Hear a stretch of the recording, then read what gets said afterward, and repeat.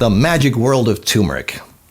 If you're taking lots of turmeric, which you probably are, you're probably doing it because you've been told all the amazing benefits of this miracle anti-inflammatory antioxidant that can cure just about anything. Arthritis, joint pain, disease, illness, take turmeric. Menstrual cramps, cancer, gum disease, take turmeric. It'll cure anything. Everybody's doing it, so you should too. It said so on the internet. Hop on the turmeric bandwagon.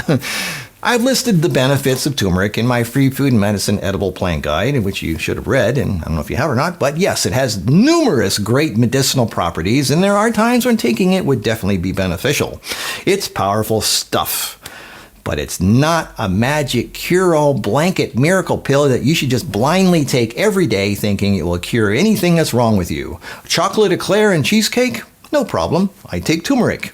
Alcohol and cigarettes? I won't get cancer. I take turmeric.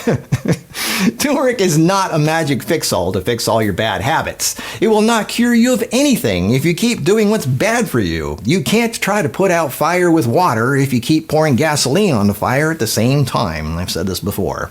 Instead of taking turmeric for your inflammation and arthritis, maybe you should be asking yourself what's actually causing the inflammation and arthritis and stop doing it. Oh, this is the part nobody likes to hear, and that's the reason I'm not very popular. People would rather just take something to make their problems go away instead of stopping the cause. I'm sorry, it doesn't work that way. And if you don't want to change, you will learn the hard way down the road, and trust me, it won't be pleasant. It's a lot easier to stop your bad habits now than dealing with a kidney transplant or heart surgery or cancer a few years from now. Do you know why turmeric is so powerful? Why it's been said to slow cancer growth, yeast growth, parasites, viruses, bacteria, and anything else that grows inside you? Because it's not just a powerful antioxidant, it's also a powerful antiseptic. In other words, it kills things. It helps stop some forms of diarrhea because it kills the bacteria causing the diarrhea. Now remember, there's all kinds of bacteria in your gut. Some of it's pretty good. Heck, it's so powerful it even is used as a hair remover. Sure, they say it helps hair grow because it's a strong TGF-beta inhibitor, but at the same time, it's also used as an effective hair remover. This is a two-edged sword. Be careful how you use it. And speaking of killing things, it lowers sperm count in men. So, men, if you're having trouble getting women pregnant, maybe it's because you killed your sperm.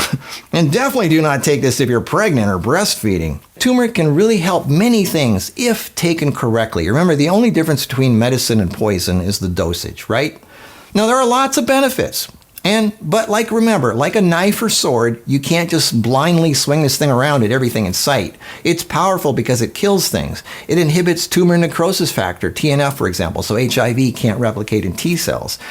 It cleans the liver, yes, but so does turpentine and Drano. I mean, don't kid yourself into believing it only kills bad things and leaves the good things alone. Are sperm cells bad? Is your probiotic gut flora bad? Again, there are studies that show it's good, and there are studies that show it does hurt lots of different bacteria in your gut. Now, don't get me wrong. This video is not about whether turmeric is good or bad.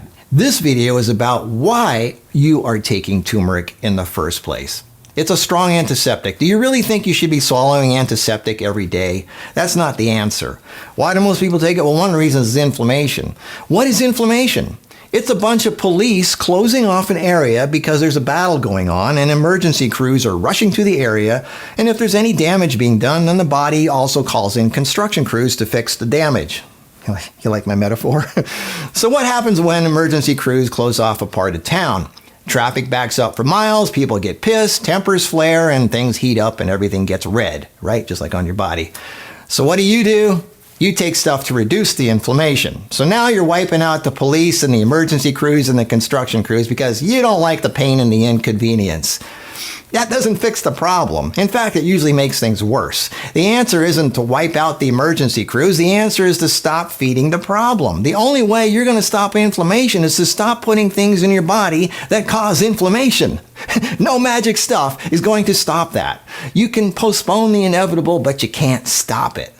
What are you putting in your body that causes inflammation? Gluten, wheat, bread, cookies, crackers, pasta, pizza, sugar, coffee, alcohol, fried foods, processed refined foods full of seed oils, dairy, cream cheese, creamy sauces, medications and drugs, sodas, preservatives and food dyes, hormone drugs and shots, steroids, cheesecake and ice cream. Sorry, but turmeric is not going to make your problems go away if you keep putting things in your body that cause inflammation. How many soldiers are you going to send into a war that can't be won? I will say this one more time. The only way you're going to stop inflammation is to stop putting things in your body that cause inflammation. Don't take turmeric if you have kidney issues, because too much turmeric can increase the risk of developing kidney stones because of the oxalates in it, which can bind to calcium to form calcium oxalate, which is insoluble, leading to possible kidney stones and maybe even gallstones. And speaking of gallstones, turmeric increases gallbladder contractions, like if you take like 20 to 40 milligrams. If you have gallbladder issues, you might not want to take it. It's also a blood thinner, so it may cause excessive bleeding. So don't take it, obviously, if you're about to get surgery, because it interferes with blood clotting. High doses of turmeric over an extended period of time have been found to cause gastrointestinal problems. Again, because it can kill your good gut flora, even though there are studies saying otherwise. Listen to your body, okay? I mean, it gets rid of bacteria. It controls bacteria. Well, what's in your gut? 50 billion kinds of bacteria, right? So if you drink coffee and take turmeric, you're doubling the amount of kidney stones and probiotic killing. And if you drink coffee, take turmeric, and eat chocolate, you're tripling the risk. Why do I feel like I just addressed half the women out there? Look, occasional use is fine, but many people take this stuff religiously, day in and day out. It lowers blood pressure, so don't take it if you have low blood pressure. Anemia. Compounds in turmeric bind to iron, leading to a decrease in the body's ability to absorb iron from food, which could lead to iron deficiency. Don't take it in combination with heart medication or blood thinners like warfarin, aspirin, or diabetes meds. And if you feel nauseous after taking turmeric or curcumin, obviously stop. That's a good sign. It's messing up your gut or digestive system. Again, it has beneficial properties, lots of them, but I would look at it like medicine, not food, and definitely not a daily vitamin. Occasional use, when needed, is fine, but it should not be a regular daily thing, in my opinion. And again, it's not a replacement for not eating right. You can't keep eating bread and sugar and pastries and ice cream and chocolate and alcohol and coffee and cream cheese and then simply take turmeric and think you'll be fine. It doesn't work that way, especially if you wiped out half your gut flora in the process. There is no replacement for eating right. Nothing. And if you did, you wouldn't need turmeric in the first place.